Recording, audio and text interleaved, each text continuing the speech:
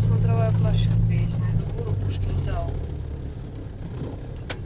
Лучше бы на гору съездили, ну ладно.